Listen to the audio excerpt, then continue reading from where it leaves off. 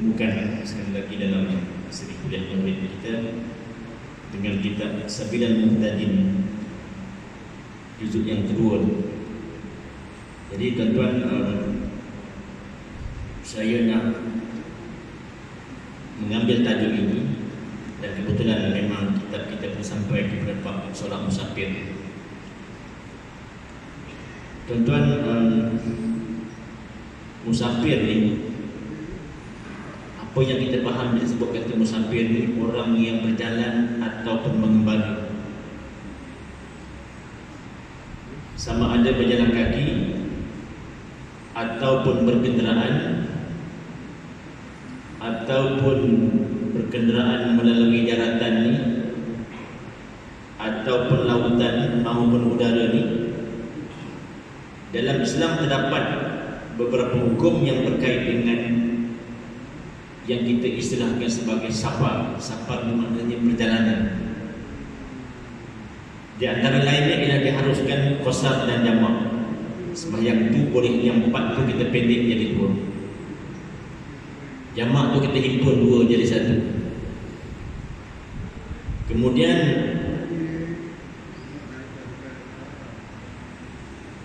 menyapu khuf ni, sejenis kasut yang tentu ni selama 3 hari kita tak kena berwudu dengan syarat-syarat.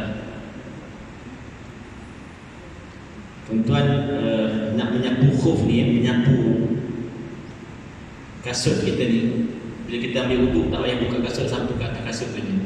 Ini pun ada syarat juga. Dan ada hadis yang dibenarkan.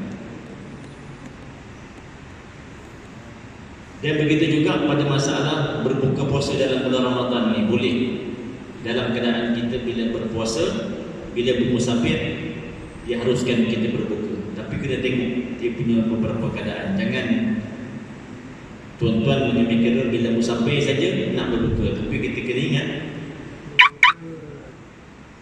puasa yang kita tinggal dalam masa musafir tu kita kena ganti, kena qada.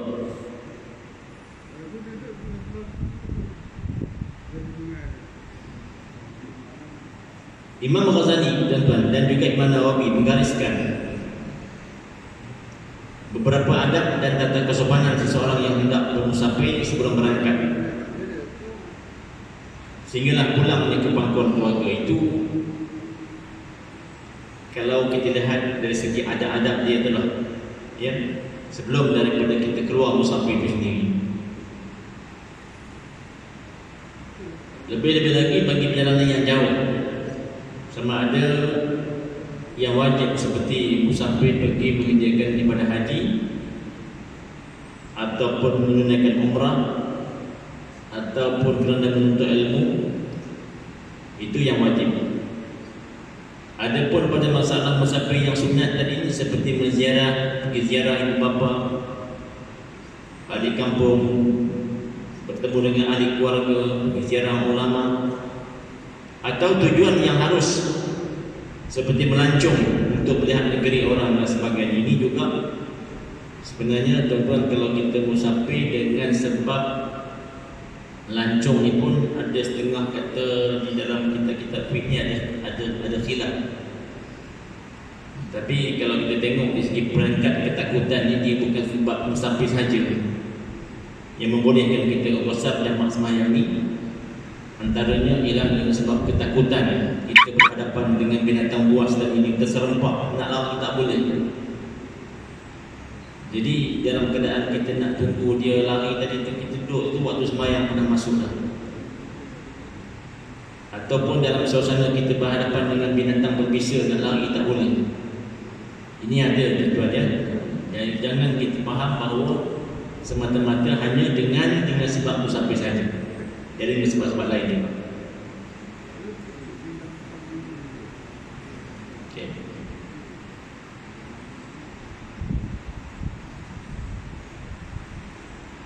Bagi setiap orang yang berazam nak bermusafir ini adalah disunatkan solat istikharah. Istikharah ni menuntut pilih. Kaifiat istikharah ni tuan-tuan, dia ada 3 cara lah. Kalau apa yang saya dibagi tahu oleh guru-guru saya dulu, istikharah ni kita boleh buat dengan 2-3 cara. Satu, tuan-tuan tulis pada kertas ni, buat macam main kutu tu, ada khair, ada syarrun. Solat istikharah 2 rakaat, habis solat tadi ambil dekat sejadah bawah tu tengok khair ke syarrun, ataupun dalam bahasa mudahnya baik ke buruk. Dalam beberapa kali kita buat solat istikharah tu dapat khair, maknanya petanda baik, boleh kita pilih. Yang keduanya, kafiat yang boleh kita amalkan, tuan-tuan solat istikharah, kemudian habis salam doa, tidur di situ tempat solat tu, jangan bangun tempat lain. InsyaAllah jika diizinkan oleh Allah Ta'ala, dia bagi ilham dengan cara kita bermimpi, ya, jangan bermimpi. Yang ketiga ni solat macam biasa saja, insyaAllah dapat ilham. Istikharah menuntut pilih Allah Ta'ala yang mengetahui perkara yang akan datang, ya. Sebab bila musafir ni kita tak tahu tuan-tuan. Kalau dulu ada satu ilmu orang Jawa yang ajar saya, dia ada konsep Allah Muhammad nak keluar pagi-pagi tu pukul berapa. Jadi kalau tak keluar pukul ni macam mana, ada langkah dan adab Muhammad kan. Itu bukan syarat, itu petua. Petua, ya. Kalau orang dulu ni bila kita keluar rumah, ada binatang melintas kat jalan, dia kata jangan teruskan perjalanan tu, dia kata tak elok. Dia cakap macam tu. Tapi sebenarnya tuan-tuan, dia balik ke rumah, ada yang begitu, ya. Tapi sebenarnya benda tu bukan benda yang jadi menghalang kepada kita. Itu semua kepahaman orang tua-tua dulu begitu. Sebab itu kadang-kadang kalau orang yang belajar kaedah penentuan hari ini, tuan-tuan, dia ada juga. Kalau kita nak musafir, dia ada hari-hari yang dituntut. Macam Rasulullah sendiri musafir pada hari Khamis, malam itu sendiri, ya, sunat waktu malam. Jadi kita hari ini kalau orang pergi haji ni, tak bolehlah semua nak rekomen, sebab penentuan perjalanan itu telah ditentukan oleh pihak penerbangan tadi itu. Yang itu kena ikutlah. Kalau maksud saya tadi, perjalanan itu yang kita yang boleh menentukan, kita bawa kenderaan sendiri, tak ada masalah.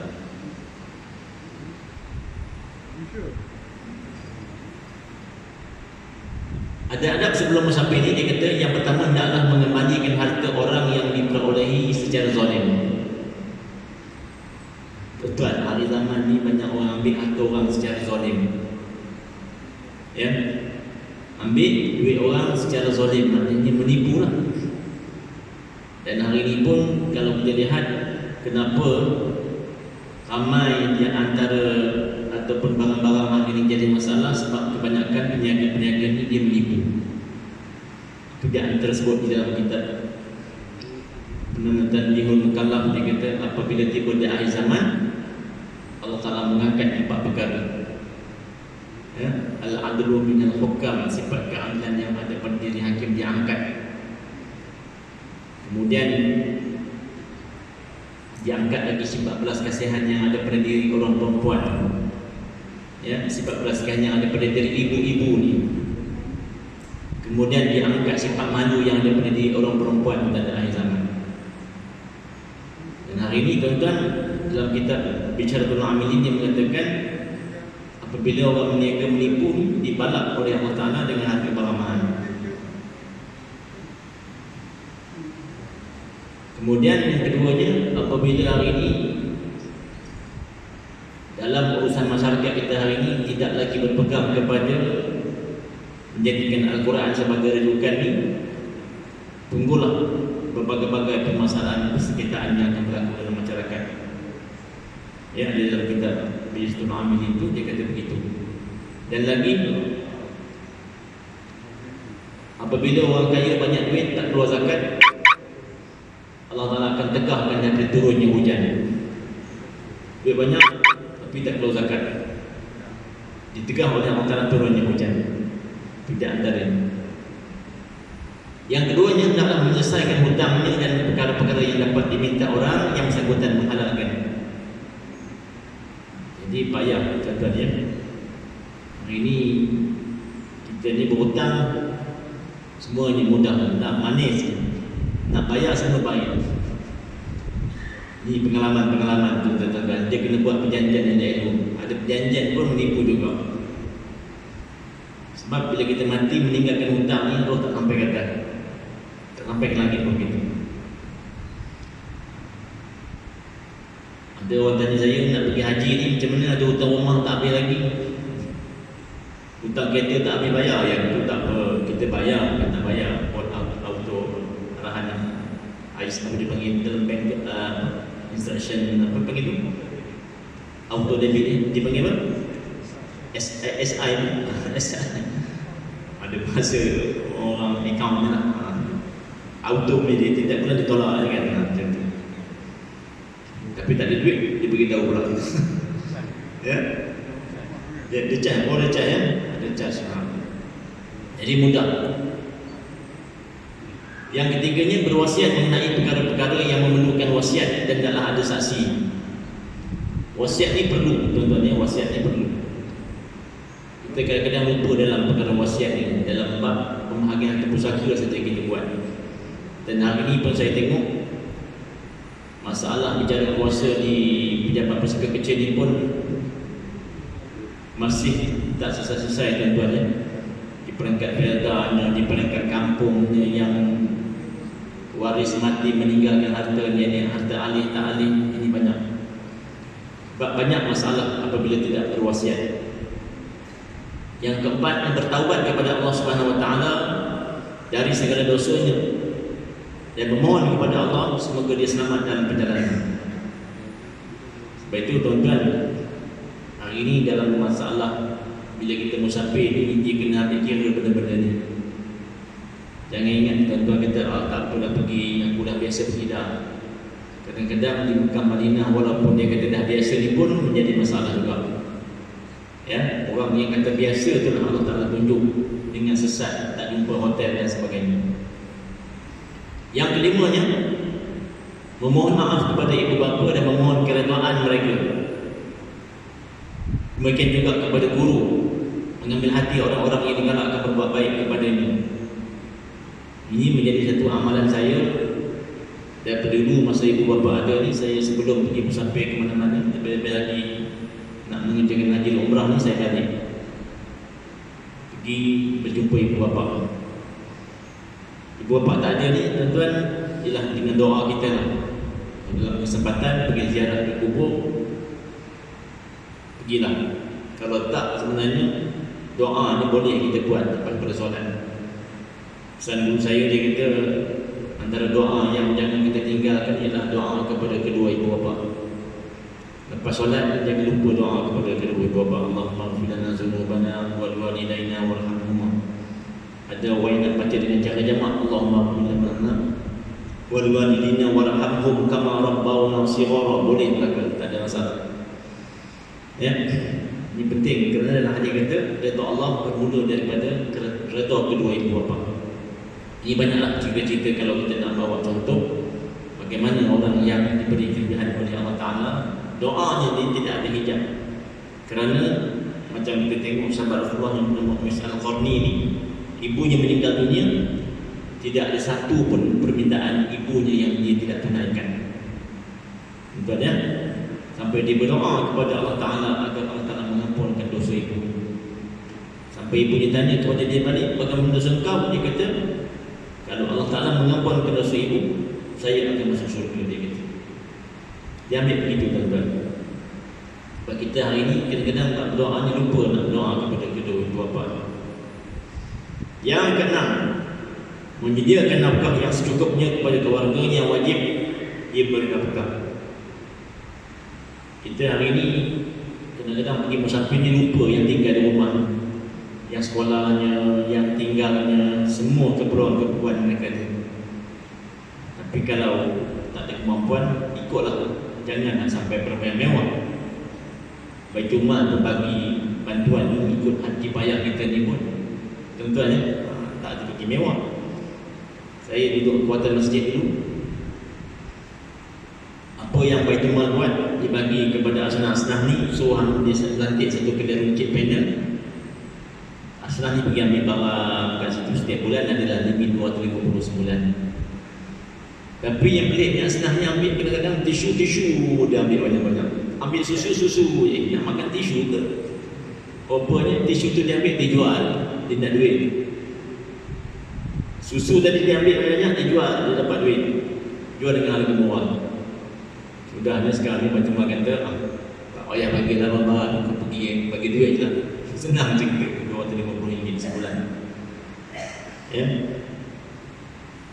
Ada kes yang di Baitul Mal dulu tuan-tuan, masa saya jadi ketua amin, ada satu asnaf ni dia dapat bantuan tiap-tiap bulan. Tiba-tiba sekali tu tak dapat. Datang suaminya pergi ke pejabat Baitul Mal. Kenapa saya tak dapat? Isteri saya tak dapat, kata.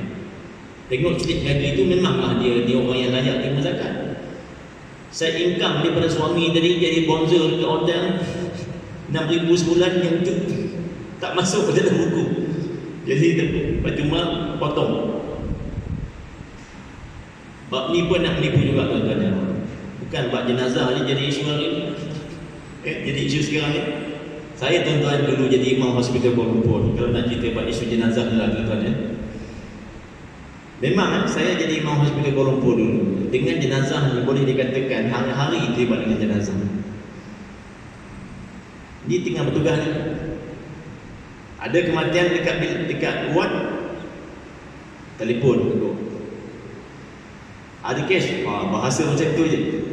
Okay, tanya waris, macam mana waris nak urus di sini ke nak bawa balik? Kebanyakannya semua urus di sana lah tuan-tuan. Dulu tu masa tu 500-600 je.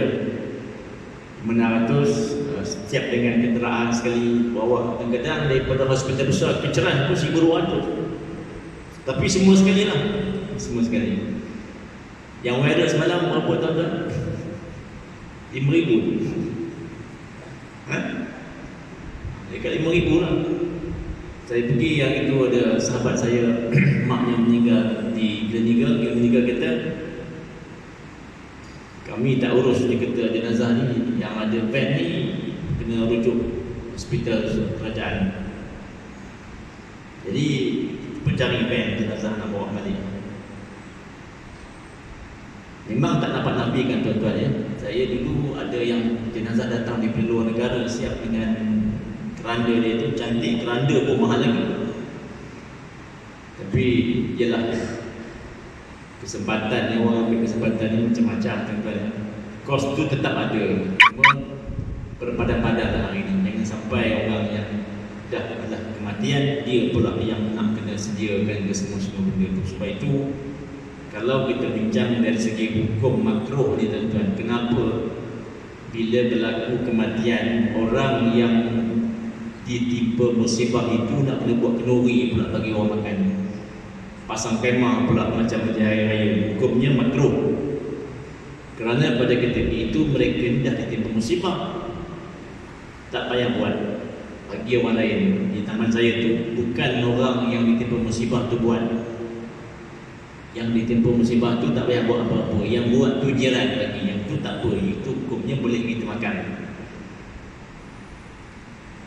Yang tuan rumah buat pun boleh makan, tapi makruh lah dia menyediakan makanan tu. Sebab itu tuan-tuan, dulu ada berlaku satu kes ya di taman saya ni, bila buat kenduri tu orang tak nak makan.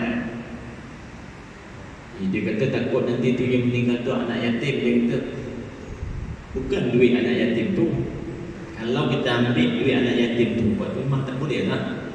Ini duit lain daripada waris-waris lain ataupun jiran-jiran yang buat itu tak apa. Jangan tuan rumah tu sendiri nak kena buat semua letih. Kita ni tak ada masalah. Bila ada orang bagi makan, kita makan je lah. Tanya hukum, tak ada hukumnya, kenyang lah. Jawab saya, kalau tanya saya. Itu je hukumnya. Ya. Okay.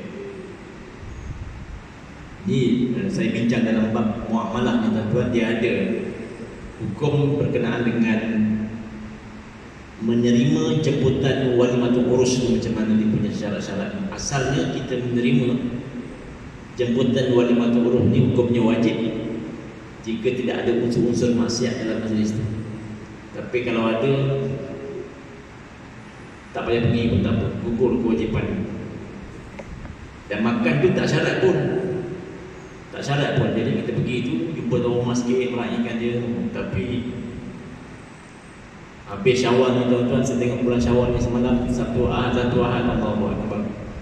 Ada yang balik pergi kenduri patah balik dengan majlis hari rayanya, dengan apa lagi, open house ni, rumah terbukanya, pergi makan. Lepas tu balik sampai pasal sesak dalam raya ni ya. Tu kita tengok keadaan. Kalau tak ada kemampuan tak payah pergi, bagi tahu tuan rumah. Kadang tersilap pergi kenduri. Waste duduk pengenalan tak betul. Saya dulu pergi ke Taipei, kampung Cangkat Ibul ke apa nama tempat. Saya tak kenal bapak dia. Yang saya kenal anak dia ni. Anak yang jemput saya datang, dia kahwin. Kita ni bawa kad. Masa tu tak ada jual waste ni, tak ada lagi. Dah jual sini. Saya panggil Haji Wazir waste ni. Orang panggil Haji Wazir. Pergi-pergi nampak ada majlis kenduri, pergi tanya, "Pakcik, ini rumah ni kan, ni kenduri ikat ni?" Pakcik tu betul. Dia pegang tangan saya. Dia kata, "Betul ke tak betul rumah ni, pergi makan dulu," dia kata. Tu yang betul. Tu yang betul. Tapi ada setengah tukang gedang kita makan tersilap rumah orang lain. Itu tak betul lah. Tapi bagi saya, jumpa tuan rumah minta maaf tersilap. Cara pakcik ni tadi betul. Sebab dia buat kenduri ni, kita ingat kita buat nak sedekah orang bagi makan dah. Bila kita tanya pun dia tak tengok dah kad yang kata betul ke tak betul, hang pergi makan dulu. Tapi sampai betul. Ni kadang saya pergi hantar rombongan pengantin sampai ke Pahang sana tu, dah habis majlis dah. Tuan rumah tak perlu makan lagi. Nak tunggu apa nama ni, tetamu yang awal datang dulu tak kena. Lepas tu rombongan pengantin bagi makan dulu, jauh datang kan. Ni kena tengok. Yang ketujuhnya, memulangkan harta simpanan orang yang berada dalam jagaan. Ini banyak cerita ni tuan-tuan. Ni buat kata betul apa nama, pepatah orang Perak kata tu. Bisa dengar pepatah orang Perak kata, hak mika hak teman. Hak teman dia kata. Tak faham Maksudnya ni, duit pakcik belanja saya, duit saya. Macam tu. Kita ni kadang-kadang tuan-tuan nak keluar duit ni, bukan senang ya. Duit kita simpan nilai tu. Semua nak marak dua orang keluar. Minum kat kedai kopi suka menyendin. Dengar daripada guru saya dulu, dia marah sangat menyendin. Dah menyendin. Pergi duduk dekat-dekat, dia tekan menyendinkan. Harapkan makan dia nak bayar, orang tu dah bayar, tak payah kita bayar. Kita kalau makan kat kedai ni, jangan kita jadi orang yang lambat nak keluar duit. Kita orang cepat. Jangan risau ya. Yang ke-8nya, berbekal dengan pendapatan dan makanan yang halal.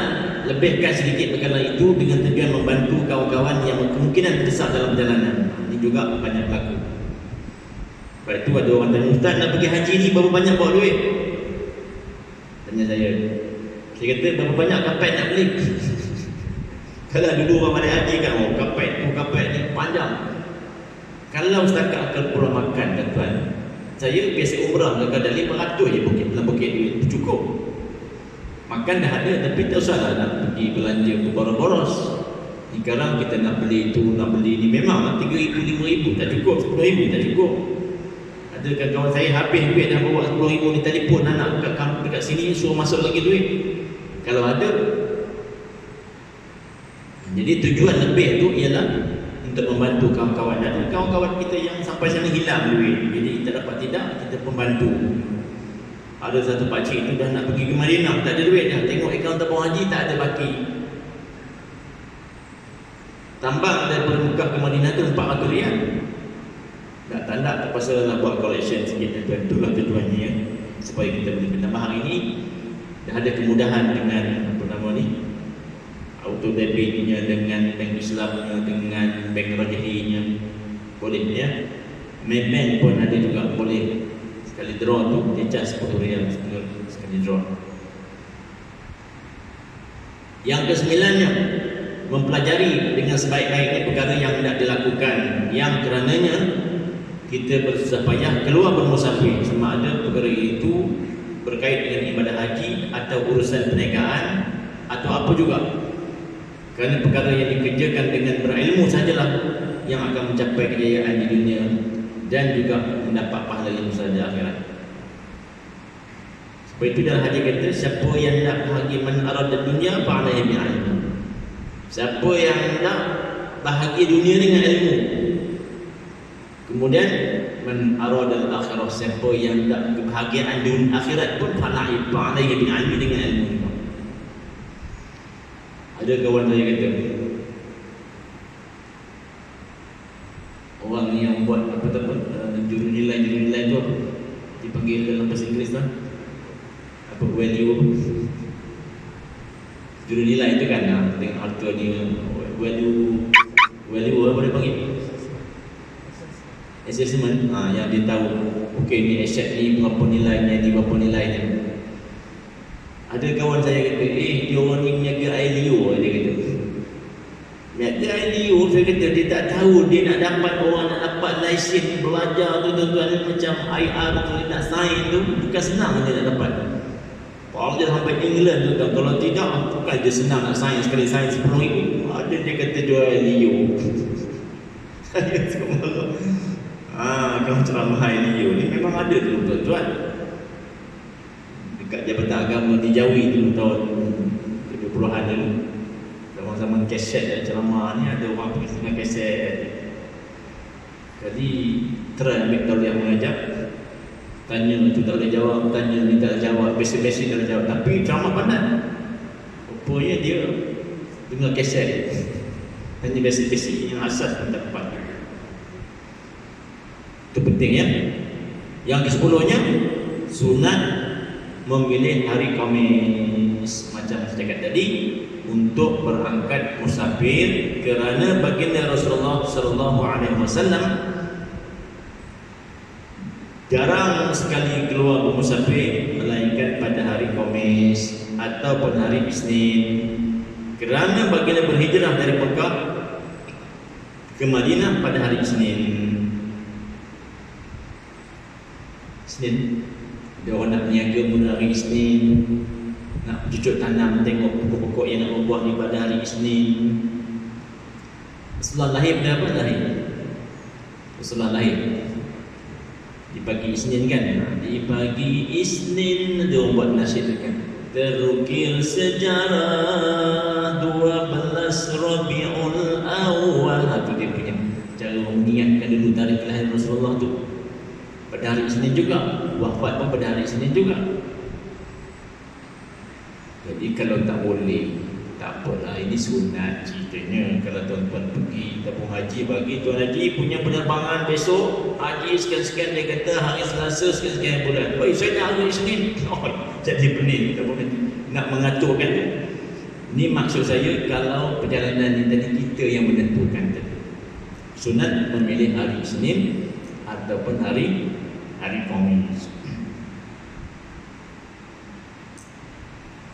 Tuan-tuan ya, kalau kita tengok dari segi hari, memang ada. Untuk bagi nama anak ni pun dalam kitab Muhimmah tu, kalau lahir hari sekian, bubuh nama sekian, ada. Kalau laki-laki, apa namanya, begitu. Benda ni ambil tabaul. Kalau dulu-dulu ni, bila kita baru dapat anak, baru lahir, bawa kepada tuan guru ni, tuan guru ni anak saya baru lahir. Dia pun pegang perut dia tadi diusik. Dia yang bagi nama. Lepas tu dia yang tahnik kan. Kita hari ni tahnik tu orang tak berapa faham sekarang ni, yang istilah pelah mulut. Yang dia buatnya marhaban tu sampai 2-3 kemah, tapi tahnik tak buat. Marhaban tu sebenarnya selepas tahnik tu dia penyerikan pada majlis tadi, buatlah, panggil orang yang boleh 2-3 lagu Al-Jannatu wa Na'imuha Sa'adul Liman. Lepas tu marhaban, bawa anak tadi kan, tunjuk dekat orang ni, tanda kesyukuran kita dapat anak dah, dulu kahwin, alhamdulillah ni dah dapat anak.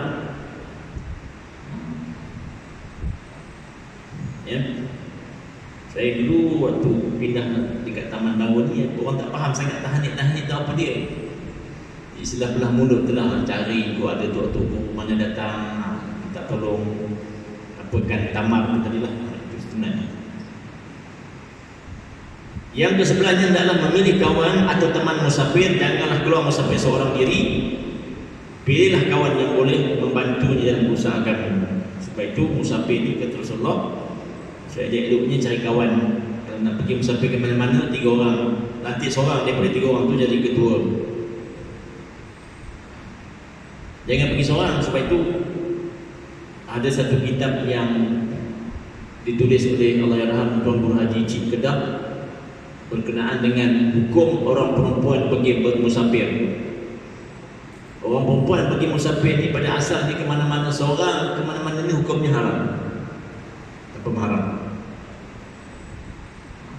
Tapi ada pendapat yang mengatakan melainkan dia kata pergi haji walaupun seorang tapi haji yang wajib dengan syarat dia yakin dalam perjalanan itu aman dia punya perjalanan, tidak ada unsur lain. Tapi hari ini boleh nak kata aman ke orang perempuan pergi seorang ke mana-mana, tengok dahi berkilat sikit, mesti jadi perhatian orang lelaki. Sebab Allahyarham, kalau tuan-tuan masih ingat lagi Ustaz Mazadi Hasbullah masa zaman-zaman kegemilangan dia dulu tu, dia kata perempuan-perempuan yang menampakkan betis, nampak paha, bukan kecil-kecil punya betis, besar-besar tiang elektrik katanya, besar-besar pokok kelapa, putih-putih melepak-lepak, gebu-gebu. Lelaki mana yang tak geram, melainkan semuanya geram. Saya yang dah pakai serban ni pun kuat geramnya. Itu dia kata dulu. Tinggal tuan-tuan ya. Saya tengok di Jaruk Atik tu ada lagi pondok dia. Anak dia pun ada yang khususkan dia punya senambungan madrasah dia tu. Kalau dulu dia punya ceramah ni yang panggil ni ubat hati. Tapi dah tak ada dah tuan-tuan. Ni kaset-kaset yang ada tali tu dah tak ada sekali, dah banyak rosak. Semua pakai CD. Sekarang ni tak ada CD dah, YouTube ceramah kat sini macam masjid saya tu. Tak payah rakam-rakam kat depan ni, automatik dia dibuat kamera ni suruh keluar masuk YouTube. Apa nama? Dia panggil FB masjid, orang boleh tengok. Tapi itulah tuan-tuan, kalau kita bincang dari segi adab belajar ni, dia bukan dengan FB. Dia kena duduk bersila tu baru dapat keberkatan ilmu tu.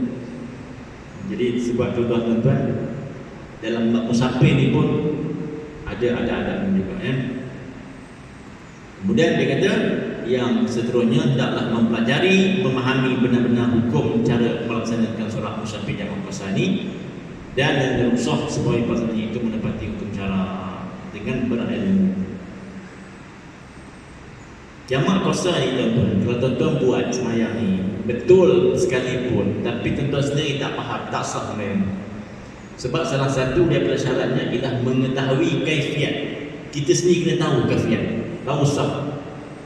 Jangan kita tiru orang ataupun kita baca-baca macam tu, kita tak belajar. Tak boleh dan tak sah. Kemudian disunatkan solat 2 rakaat sunat safar ni sebelum keluar rumah.